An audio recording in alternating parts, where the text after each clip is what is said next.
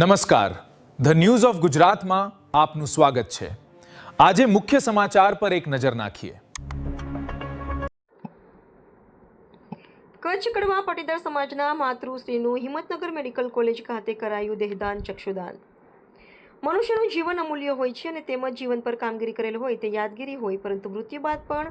કોઈકના ઉપયોગી થવાય તે માટે ખેડબ્રહ્મા તાલુકાના શિલવાડ કંપાના નરસિંહભાઈ મેઘજીભાઈ પટેલના માતુશ્રી દેવકીબેનનો કુદરતી મૃત્યુ બાદ આજરોજ હિંમતનગર મેડિકલ કોલેજ ખાતે ભારતીય કિસાન સંઘ સાબરકાંઠા જિલ્લા અને કચ્છ કડવા પાટીદાર સમાજ ખેડબ્રહ્મા વડા લીડર વિજયનગર 4 તાલુકા દ્વારા પ્રેરણાથી સદગત માતુશ્રીના સુપુત્રો નરસિંહભાઈ અને હરિભાઈ અને નરોત્તમભાઈ તેમજ અમૃતબેન દીકરી સાથે મળીને માતુશ્રીના શરીરના દેહદાન અને ચક્ષુદાન કરવા માટે ભારતીય કિસાન સંઘ ખેડબ્રહ્મા તાલુકાના પૂર્વ મંત્રી